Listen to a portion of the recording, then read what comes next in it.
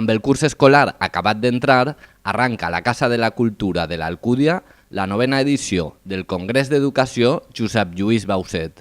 Enguany, sota el lema Educació, l'energia que es crea. La jornada inaugural ha comptat amb la participació de diferents representants institucionals, com ara la regidora d'Educació de l'Alcúdia. Pilar Huertas ha estat l'encarregada d'obrir el congrés amb les seues paraules. Els i les docents som el motor del canvi i per això us anime a escoltar, parlar, pensar i dur endavant aquesta tasca tan apassionant que és educar. L'actual president del comitè organitzador del congrés, Robert Martínez, ha encoratjat els assistents perquè participen en la reflexió i el debat. Els xiquets, els adolescents, els jóvens interaccionen amb el medi, amb el professorat, amb els llibres, els materials, interaccionen de la mateixa manera que nosaltres anem a interaccionar durant estos 3 dies en el congrés amb la pedagogia, la didàctica, la reflexió crítica, els estudis de gènere, el dret o la filosofia.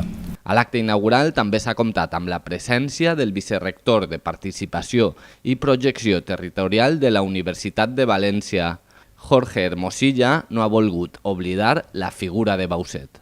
Sense dubte, es tracta d'un congrés, una trobada entre especialistes, entre educadors i mestres que entronca, d'alguna manera, amb l'ideari de la institució lliure d'ensenyament, el dipositari del qual va ser precisament Josep Lluís Bauset, entre uns altres. En la seva intervenció també ha fet un clam per l'educació pública. Reivindicar en aquest acte d'obertura el nostre sistema públic d'ensenyament, basat en escoletes, escoles, instituts, universitats i en homes i dones compromesos. Una trobada d'interès per a milers de docents, professors i professionals de l'educació, en el qual reivindiquem les oportunitats i les fortaleses del nostre sistema d'ensenyament públic. Sense dubte, són anys difícils que requereixen de la unió i del consens de tots. A les paraules del representant del món universitari han seguit les del director territorial d'Educació. Santiago Estañán ha animat a revisar els projectes educatius per tal d'afrontar els reptes que es presenten. La nostra formació permanent ha de servir, normalment sempre és així, per a que quan tornem als claustres, d'una manera col·lectiva, en un treball en equip, revisem, debatim els nostres projectes educatius de centre. I la nostra energia, aquesta energia de transformació, com el nostre congrés, el lema del congrés diu, aniria cap a 3 finalitats bàsiques, que si això ho aconseguiríem, segurament molts ciutadans es recordaran. No hem de fer repetidors, hem d'acabar en la repetició de curs. Els que van més lents en l'aprenentatge hem de donar-los, i els donem tot el nostre temps i el nostre suport. I els que no volen l'escola hem de donar-los una motivació per a creure en ella. Finalment, l'alcalde de l'Alcúdia, Andreu Salom, ha conclòs l'acte inaugural del congrés amb una reflexió al voltant de l'educació com a motor de canvi. La particularitat d'enguany és que hi ha, per primera volta, més ponents dones que homes. I que el congrés arranca precisament amb una ponència sobre les clamoroses absències de les dones en els nostres llibres de text. I això vol dir que el Congrés d'Educació no només repara en l'art de la transmissió dels coneixements, dels valors, de les competències i habilitats, sinó també en els continguts, en els paràmetres ètics de l'ensenyament i en la força de l'educació per transformar les injustícies heretades. Des de dijous per la vesprada fins dissabte de matí, la Casa de la Cultura és l'espai per a la discussió i l'intercanvi d'experiències entre la comunitat educativa. L'obertura del curs amb nivell científic, amb nivell sentimental també, pedagògic, és un clàssic de començar el curs escolar. Soc estudiant de matemàtica computacional i estic preparant-me perquè de cara al futur m'agradaria exercir com a professora d'un institut o de la universitat i m'interessa el tema. Escoltes a persones molt enterades en la matèria referent al tema que es tracta i pots aplicar-ho després a la teua docència. Amb un accent marcadament femení, ha tingut lloc la primera ponència sota el títol Les dones que ens falten, anàlisi de l'exclusió de les dones als continguts de l'ESO. Miquel Puig, director del Col·legi Les Comes i membre organitzador, ha presentat la ponent. I des de fa anys treballa en el reconeixement cultural de les aportacions de les dones. Ha estat la coordinadora de l'equip investigador del projecte TRACE, les dones en els continguts de l'educació secundària obligatòria. Ana López, doctora investigadora de la Universitat de València, ha abordat la invisibilitat de la dona en la construcció de l'imaginari col·lectiu. Voy a centrar esta charla sobre todo en un aspecto importante del sistema educativo, que es la transmisión de conocimiento, las referencias culturales que proporcionamos. Con ellos trazamos lo que entendemos como memoria colectiva, aquello que nos define cómo somos, aquello que resalta qué hechos son importantes, cuáles de ellos nos han marcado socialmente o culturalmente. Durant la conferència, López ha posat en valor la figura de la dona en diferents camps de la cultura. Ha habido una muy importante tipología de mujeres que van desde las mujeres militares, por decir algo que es muy llamativo, que se extiende desde la antigüedad hasta hoy en día, pasando por las cruzadas, pasando por todas las reinas que han estado al frente de sus huestes, hasta, por supuesto, escritoras, músicas, pensadoras, artistas y mujeres con una categoría histórica muy fuerte, pero que sin embargo de las que no tenemos conciencia de todo esa línea ininterrumpida que forman, de esa genealogía que nos ha aportado tantas cosas a nosotros. Més enllà de la reivindicació i el descobriment de personatges històrics femenins, ha donat ferramentes didàctiques per tal de fer front al desgreuge comparatiu. Cualquiera. ¿Cuál es la diferencia? Pues que, por ejemplo, para ordenar las partes, se cita como obra a una compositora. Para escuchar y hablar de textura, coges obras de compositores y añades una pequeña reseña biográfica. ¿Cómo vuelves mencionando las actividades a comparar entre Hildegarda de Bingen y Bach? Así, sin más, no se hace. O vuelves a usar la obra de Jacques Delaguerre, de Annie Lennox, para trabajar diferentes aspectos de la música, sin más. Després d'una pausa en la qual els assistents han pogut intercanviar les primeres impressions del Congrés, Josep Fluixà ha presentat la següent ponent, en nom de la Fundació Bromera. La seva tasca investigadora segueix 4 línies. La història de l'educació de les dones, la història de l'educació al País Valencià, en especial durant la Segona República i el franquisme, la utilització de noves fonts d'investigació històrica i la recuperació del patrimoni històrico-educatiu. Carme Agulló, professora de Teoria i Història de l'Educació de la Universitat de València, ha exposat el paper de les mestres al llarg de l'últim segle, parant especial atenció a la doble formació de la dona en els anys de la República.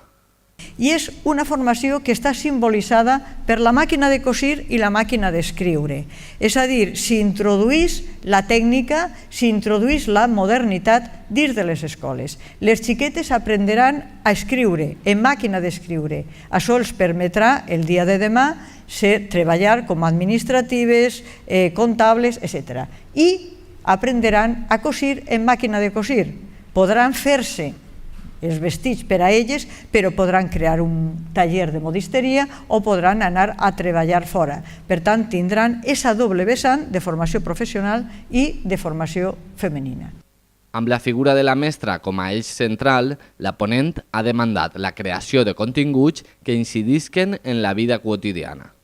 Comencem a introduir les emocions, comencem a introduir tot el que està relacionat amb la cura, però falta una introducció dels continguts femenins. Jo crec que jo li diria una assignatura d'instruments de supervivència. Saber cosir un botó. Agulló també ha reivindicat l'adopció de postures feministes a l'hora de dirigir els centres educatius. A mi m'agradaria que n'hi haguera més dones en els espais directius dels centres escolars i que aquestes dones pogueren exercir la seva autoritat d'una manera més relacionada amb el que nosaltres entenem com preocupar-se més per la qualitat de la vida, pels sentiments, per una manera no tan masculina de treballar. En definitiva, en el primer dia de congrés s'ha reivindicat la necessitat d'aportar una mirada femenina en l'educació.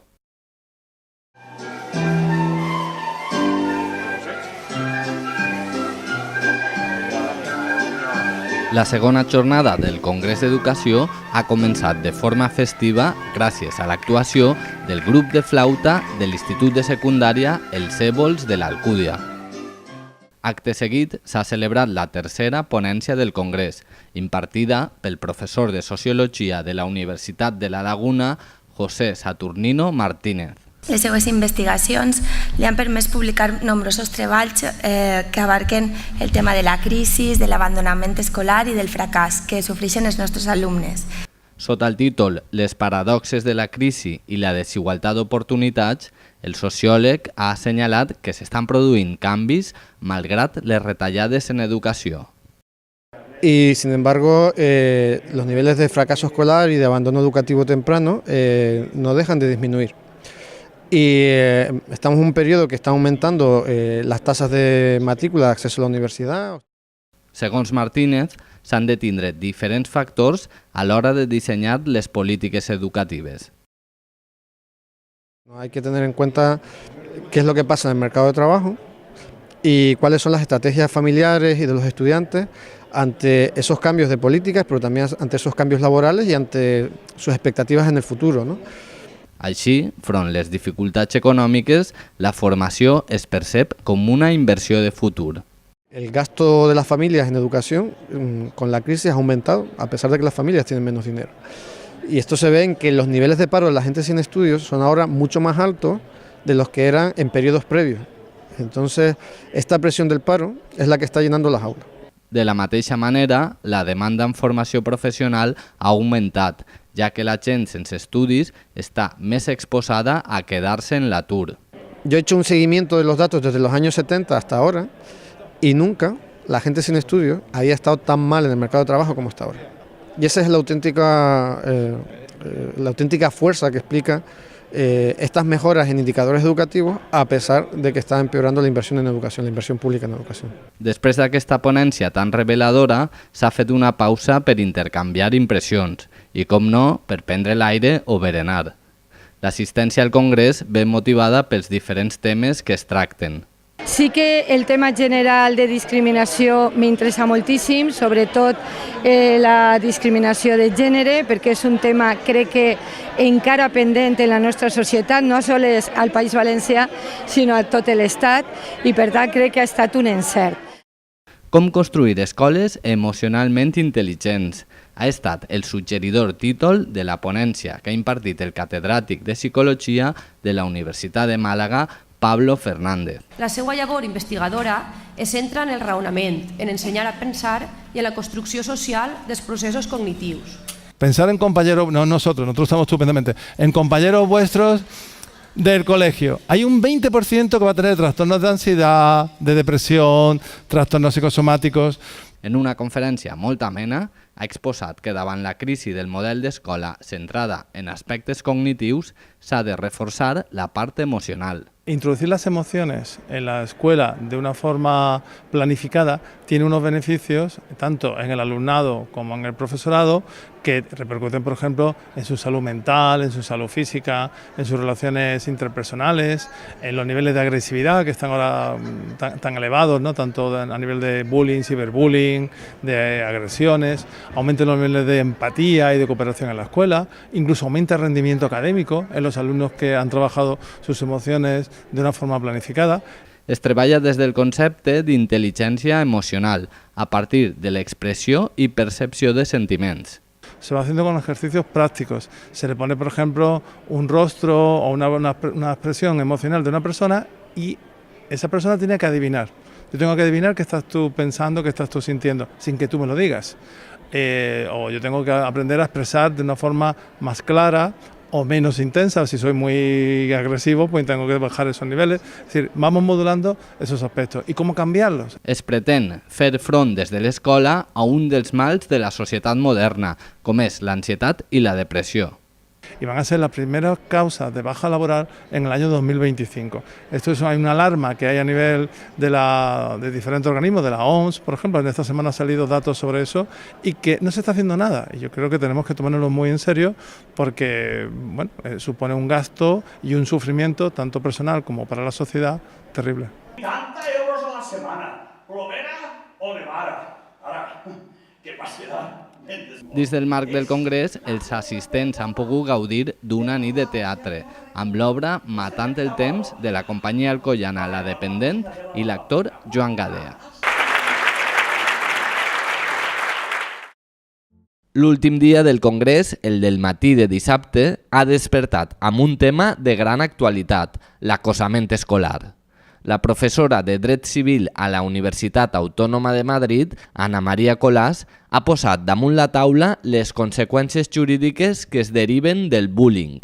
Malauradament, aquesta és una temàtica de molta actualitat en els centres docents i als mitjans de comunicació i que afecta tant a l'alumnat com als pares, al professorat i a l'administració educativa.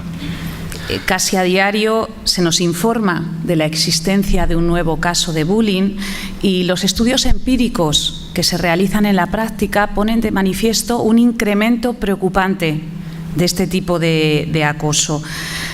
Por ello podemos afirmar, sin lugar a dudas, que se trata de uno de los grandes males que están sufriendo nuestros escolares hoy en día. L'especialista en dret ha volgut aclarir en quin cas estem parlant d'acosament escolar. Son conductas agresivas, intencionadas y repetidas en el tiempo. Para que haya bullying tiene que ser algo reiterado. ¿Cuánto? Pues obviamente ninguna ley nos lo dice, como es lógico, porque va a depender del carácter de cada uno y de la agresividad de la actuación que estás llevando a cabo, pero tiene que ser algo reiterado en el tiempo. El hecho de que dos niños lleven 3 días en el patio peleándose, eso no es bullying. Pues es una conducta reprobable que hay que sancionar o reconducir, pero desde luego no es bullying. L'acosament té conseqüències psicològiques sobre la víctima i els seus familiars, però també apareixen responsabilitats civils i penals que afecten al centre educatiu, als pares de l'acosador i al mateix agressor. En el ámbito penal, si tiene 14 años, ha cometido un delito y eso va a ser castigado de acuerdo con la Ley Orgánica de Responsabilidad Penal del Menor, pero se le va a castigar. Y desde el ámbito civil porque todos esos sujetos van a tener que responder frente a la víctima de los daños que le han causado. Y entonces lo que intento transmitir al público es que no se trata de una cosa de niños, porque tiene consecuencias en el ámbito psicológico de la víctima y de su familia, pero también en el ámbito jurídico, y son consecuencias muy importantes, que a lo mejor si las supieran se lo pensaban 2 veces. Segons Colàs, els centres deuen ser estrictes en l'aplicació del protocol de prevenció del bullying, però sobretot han de fixar-se en els espectadors passius, en l'alumnat, y fer-los partíceps de la denúncia. Y luego, una vez que ha sucedido, no taparlo, no tener miedo a decir, en mi colegio ha pasado esto, no, ha pasado y lo voy a solucionar. Y en una primera instancia, con medidas de mediación entre los niños, refuerzo de la autoestima de la víctima, reeducación del agresor, pues en muchos de los casos se consiguen solucionar estos problemas y si no, los colegios tienen que denunciar.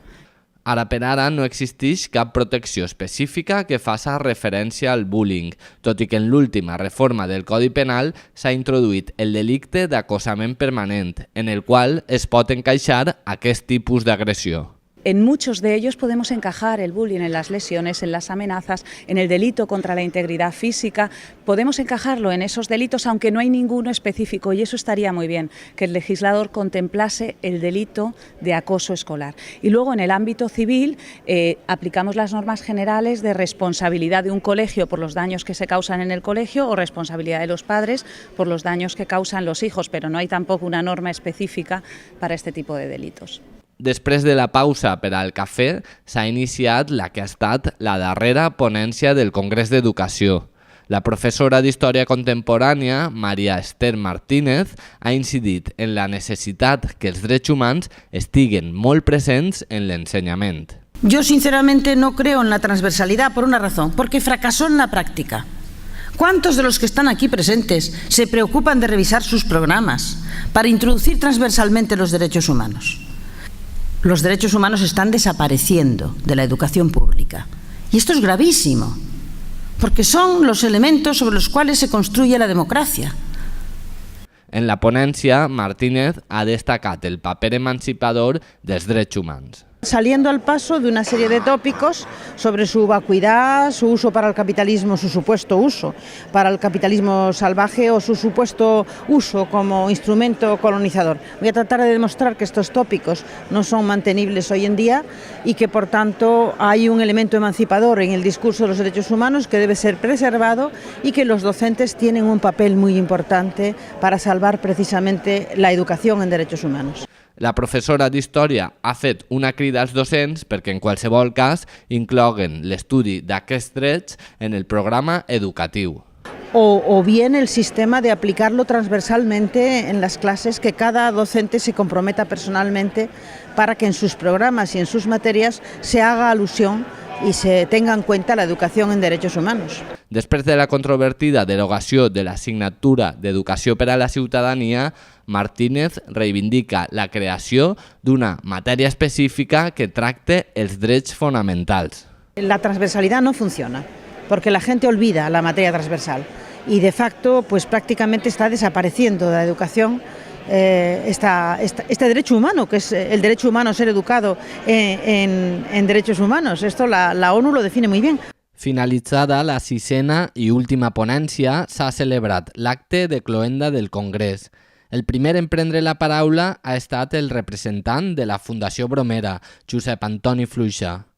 Hem après que hem d'anar més lluny, més enllà dels currículums oficials, de les matèries, dels cànons establerts, perquè ens és també necessària la intel·ligència emocional, la visió sociològica i filosòfica de la societat i, sobretot, la presència de les dones, perquè amb la invisibilitat i la marginació de la meitat de la població no podrà mai haver una societat justa i de progrés. La següent en intervindre ha estat la secretària d'Ensenyament de Comissions Obreres, Txelo Baix, que ha exigit avanços en la política educativa. Pensem que cal avançar en la baixada de les ràtios, en baixar també les hores lectives dels horaris del professorat de secundària, i tot això sabem que són diners, no?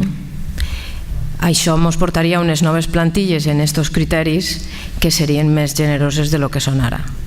Han hagut avanços, però nosaltres pensem que han d'anar a més amb la valentia que requereix això. A continuació, el torn de paraula ha estat per al secretari autonòmic d'Educació, Miquel Soler. En la seva intervenció ha aprofitat per incidir, entre d'altres qüestions, en la coeducació. En la revisió del currículum escolar, en la formació inicial i permanent del professorat, en la poca presència de les dones en moltes especialitats de formació professional i què actuacions poden fer en aquest àmbit, en els materials curriculars i la presència equilibrada d'homes i dones, però no per un tema de comissió paritària, sinó per reconèixer la realitat social i històrica que hem viscut en aquest planeta. Finalment, l'alcalde de l'Alcúdia, Andreu Salom, ha fet un repàs dels diferents temes que s'han tractat al llarg de les 3 jornades de ponències. Tot plegat ha estat un magnífic conjunt d'intervencions que ens ha fet més savis i més bons, la qual cosa notaran aviat els vostres alumnes. També ha posat la mirada en la pròxima edició, quan el Congrés d'Educació complirà 10 anys. L'any que ve anem a celebrar el 10è congrés, xifra molt redona, 10 congressos. I amb la passió que li tenen les institucions a les xifres rodones, no podrem deixar de donar-li un sentit especial. Des de l'Ajuntament de l'Alcúdia anem a intentar que el pròxim siga el millor congrés de la història. Una abraçada a totes i a tots i fins l'any vinent.